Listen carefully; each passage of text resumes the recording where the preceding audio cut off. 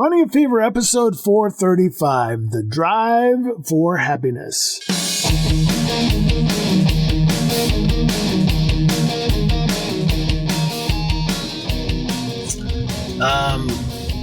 Welcome to Running Fever. My name is Michael Davis, and this is a show about fitness, diet, and medicine. My goal is to live a long, healthy, happy, active life right up to the very end. And, it's a show about living long and loving life. That's what it's about. Well, I'm here sitting in a car, and I'm not on my way to the gym. I'm not on my way to a hike or a walk. None of that kind of stuff. I'm in the car because I'm going to be driving for fun today. This is no ordinary car. This is a 2022 Corvette, Chevrolet Corvette. Obviously, this car is very powerful. It grips the road really good. I've already noticed that the brakes are extremely sensitive, even in the lowest setting. You can, make all the settings you want. So it's going to be kind of fun, and this is all part of the happiness part. I have in the years that I've been doing this podcast and show, I haven't talked a lot about happiness, even though my goal, as you heard at the beginning of the show, is to live a long, happy, healthy, active life right up to the very end. And so I've talked a lot about the longevity part. I've talked a lot about the healthy part and the active part, but I haven't talked a whole lot about the happy part. And I've tried to change that in the last year. And so I did some things last year. I took you to a demolition derby. I reviewed a book about Japanese happiness philosophy, and I gave you an episode on the 12 habits of happy Christians. And so there's been some happiness coming in here and there, and I thought I would do this to talk about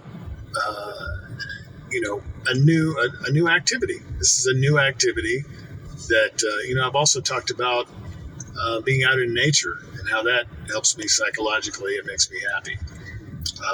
So this is a new experience, and it's going to be exhilarating, I think, and it'll be fun, and I think it'll be happiness happening. So I'm going to take you on the trip. I'm going to give you point of view video.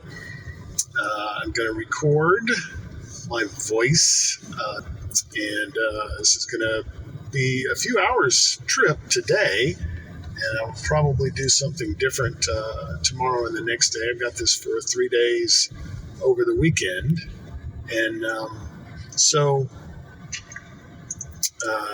I'm going to also put in some information about the chemicals of happiness and why something exhilarating like driving a fast sports car around curvy roads might make you happy, and the reason that works, the chemicals behind it. So I'm going to kind of relate how I feel as I'm going along and what's going on the trip, and then I will have some scientific information for you. So I hope you enjoy this episode, and let's get going.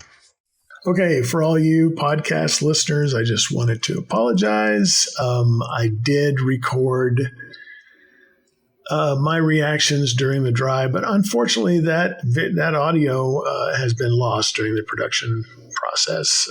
So I was not able to include that. But if you want to see some, video, if you want to go to YouTube, youtube.com/@runningafever, or actually there's a link in the post at runningfever.com/435. You'll be able to see some video with a nice music background. So again, apologies. And now we'll continue with the show. Well, I hope you enjoyed that live video. Not really set up for in-car video, so it wasn't perfect, but, I wanted to give you a sense of the realism of actually being there. So Let's get into the science. Why is it fun to drive a car? Scientifically, I mean. The most appropriate word I can think of for the feeling of driving a fast car on a curvy road is exhilaration.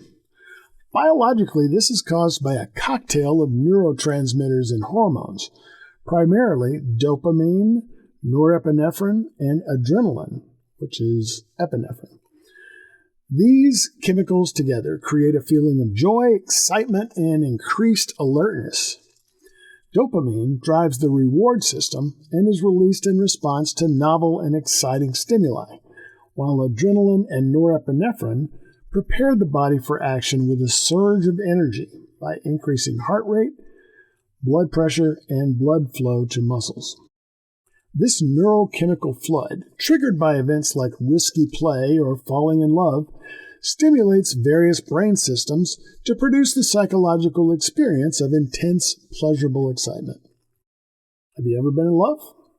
Did you feel happy during that time? Nobody really knows why we are rewarded with good natural drugs during certain behaviors, especially something risky or dangerous. You'd think we'd be rewarded for staying home where it's safe. But there is also the fact that when we are in dangerous situations, we need to feel no pain and be fearless sometimes. Let's talk a little bit about those chemicals in more detail. Dopamine. Known as the feel-good neurotransmitter, dopamine is central to the brain's reward system and is released in response to novel or exciting stimuli, creating feelings of pleasure and exhilaration.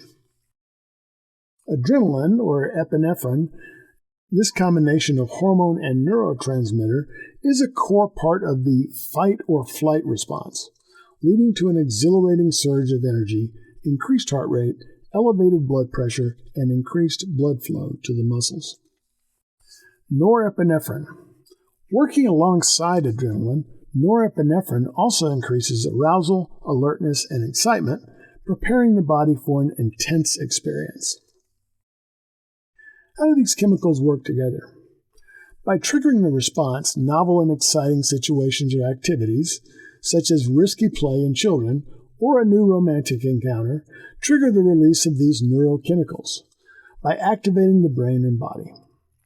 The surge of dopamine, adrenaline, and norepinephrine initiates various physiological responses by sensory and emotional experience. These chemicals interact with brain systems to create the intense psychological and emotional experience of exhilaration, characterized by joy, euphoria, and heightened arousal. What about some examples in daily life? Risky play is one. Children engaging in risky play experience a mix of exhilaration and fear, with their bodies responding to the situation. Some examples might be jumping, or balancing on high objects, or swinging or hanging from them. Another might be running uncontrollably at high speed. Exploring alone is another risky behavior children engage in. These activities can trigger exhilaration and fear. Driving fast on curved roads or accelerating on an on-ramp add risk to the situation. Did I tell you that the Corvette can go from 0 to 60 miles per hour in under 3 seconds? That risk brings a feeling of exhilaration bordering on fear. It is the fear that pulls us back. That is, if everything is working correctly. Another example I alluded to before is romantic attraction. The excitement and euphoria felt when falling in love are linked to the release of dopamine and other neurochemicals associated with reward and attraction. Then there is winning and risk-taking. Gaining an advantage in a game or taking a calculated risk can lead to increased energy, confidence, and a feeling of being braced for further activity. I think this is why people like gambling. If I win the lottery, maybe I can afford to buy one of these cars for myself. In an article in Psychology Today, the author calls these hormones and neurotransmitters the neurochemicals of happiness. Our evolutionary biology ensures that everything necessary for our survival makes us feel good, though I don't think it's true that everything that makes us feel good is necessary for survival. The article gives a total of 7 neurochemicals that are linked to happiness, endocannabinoids, dopamine, oxytocin, endorphin, GABA, which we talked about in the menopause series, serotonin, and adrenaline. The only one of these I hadn't heard of is endocannabinoids, which is not marijuana, but acts like it. It is self-produced cannabis. The PT article calls it the bliss molecule. One study argued that this is the substance that produces runner's high. I'm not going to go into everything the article says, but one thing that is very intriguing is that it offers ways to trigger these chemicals in your daily life. I highly recommend you read it, and it will be linked in the blog post at runningafever.com/435. The feeling of driving fast is a complex psychophysical experience driven by an adrenaline rush, increased dopamine, and heightened senses. Physically, your heart races and blood flow increases, while mentally, you experience tunnel vision and accelerated thought processes, leading to feelings of power, excitement, and sometimes fear.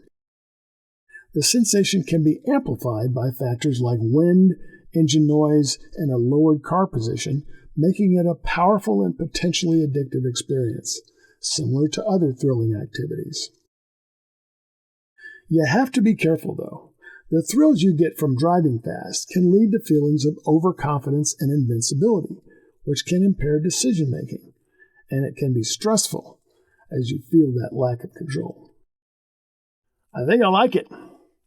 I may not get to do anything like this again, or maybe I will, but it was definitely worth it, and we can see that scientifically driving for fun can bring happiness, if only for a short time.